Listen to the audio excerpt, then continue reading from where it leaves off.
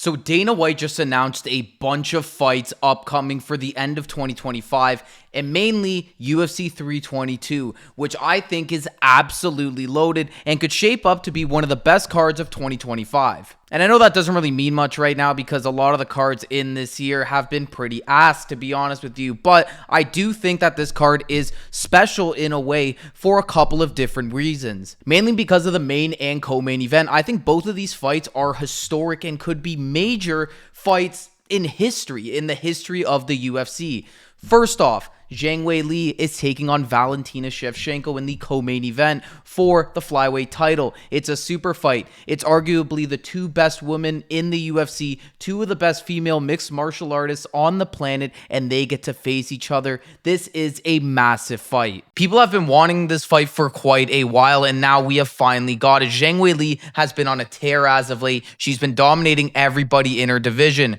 Valentina hasn't been on that same domination path as of late. Yeah, she had that little blip to Alexa Grasso, but since then, she got a good win against her and then dominated Manon Fiorot. So, Valentina, while she may not be in her prime, she's getting back to her best. This is as close as prime versus prime that we're going to get at this point between these two ladies. This fight should have happened earlier, but it didn't. It's happening now. You can't complain. This is the best women's mixed martial arts fight you can put on in the world right now, in my opinion. And for once, for a women's MMA fight, I'm actually really excited. That's not the only historic fight on this card, though. In the main event, we have Jack Della Maddalena having his first title defense against Islam Makhachev. The lightweight GOAT potentially is going up to 170, looking to claim a second belt. And in front of him, he has JDM, a guy who not a lot of people would have expected to become champion, but here he is now holding the title. He defeated Bilal Muhammad, and now he has probably one of the toughest fights he could have in his career in his first title defense against Islam. And why I think this is such a historic fight is because this has potential GOAT implications for Islam Makhachev.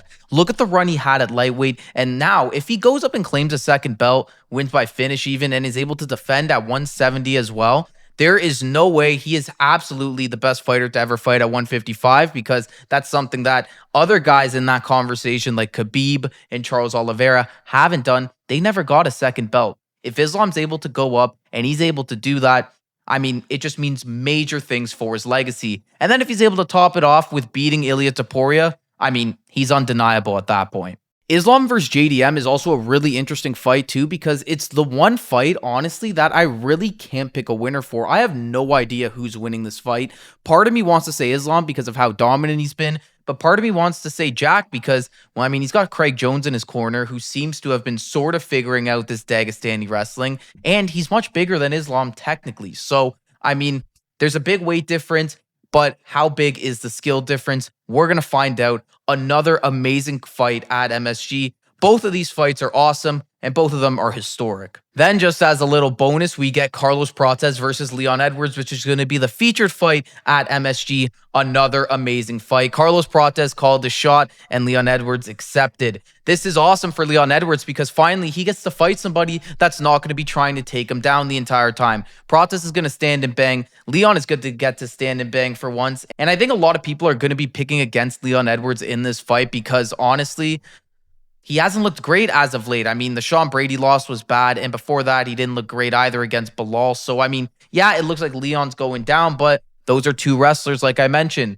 Leon Edwards is one of the best strikers in the world still, and I think that he is going to be able to hang with Carlos Prates and give him some problems. I'm not sure if I could say Leon's going to win, but I'm not so sure that I can confidently say Prates is going to win either. This is pretty much a 50-50 for me, and honestly, either way, I think it's going to be an incredible fight. That co-main and main event are both special, though. I can't wait for those to come, and the rest of the year is shaping up, honestly, a lot better than I thought it would.